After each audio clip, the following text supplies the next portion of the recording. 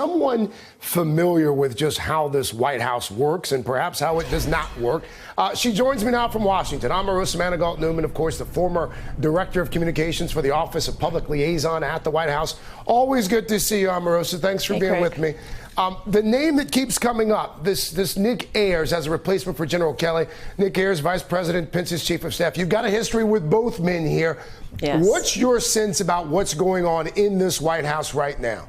Well, I think that Nick has been gunning for the Chief of Staff job for a long time, but you have to also realize that there's another name. That's Mick Mulvaney. He also is still in the running. Everyone's saying Nick because Nick is putting that out probably through his camp, but don't forget that Mick Mulvaney also was a name that was thrown around often for this position. So yes, Nick wants it because he's incredibly ambitious and has never hit that and has always cozied up to the president. I remember being in some meetings with him and he would always try to say the right thing to kind of impress the president. But don't forget about Mick Mulvaney, Craig.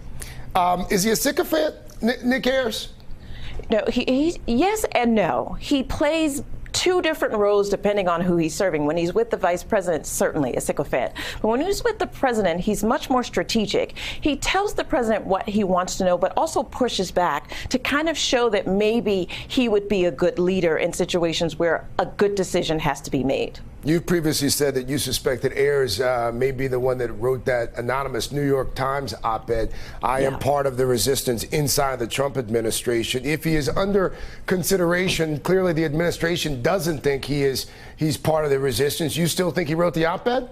I still believe that the language was very consistent with some of the memos that he wrote while I was there, and some of the emails, very consistent with something that would come out of Pence's shop. And one of the things that I think is really interesting is there's been rumors that they've actually identified who the anonymous writer was, but the White House has been very, very quiet about it because of how high level that person is supposed to have been. You think it might be General Kelly or someone of that level?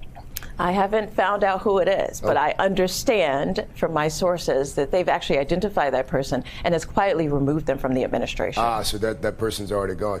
I want to talk to you about this drama now between the West Wing and the First Lady's East Wing staff.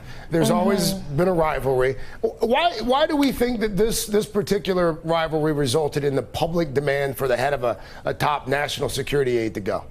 Well, the only reason you go public is when you don't get your way privately. And so that statement that came out of the First Lady's office served one purpose, and that was to kind of force her husband's hand to get rid of that person because they were unable to do it in the background. And so that's the only reason any staffer goes to the press, is to kind of force the president to do what they weren't able to do.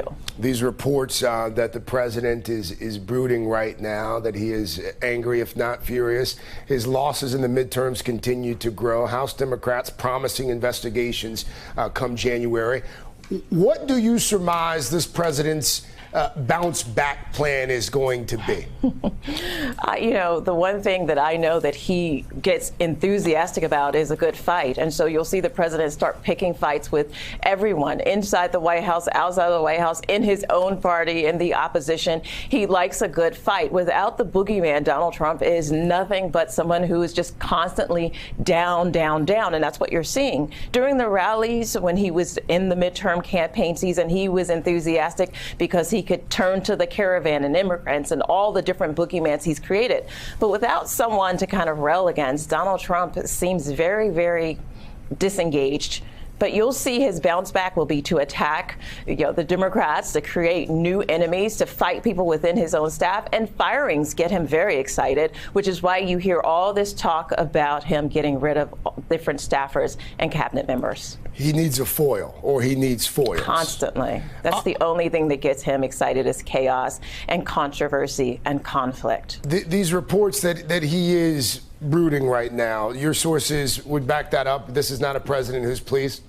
Oh, yeah, absolutely. One of the things that he hates being accused of is not supporting the military. And what happened overseas is a clear evidence of just really not being surrounded by people to give him good political advice. And when he's made to look like a fool, the way the French president made him look foolish, and the decision not to go honor fallen American citizens, veterans. This is a clear example of Donald Trump being embarrassed. And as a result, you see him sulking and he's pouting like a child. And And as a result, he's going to continue to lash out, and everybody around him will be miserable, just the way he likes it. Omarosa Manigault Newman, thank you so much. And the book, of course, the book is called Unhinged. Unhinged. I wanted to make sure we got that in. Apropos title. Yeah, well, thank you, Omarosa. Always appreciate your insight. Hey there, I'm Chris Hayes from MSNBC. Thanks for watching MSNBC on YouTube. If you want to keep up to date with the videos we're putting out, you can click subscribe just below me or click over on this list to see lots of other great videos.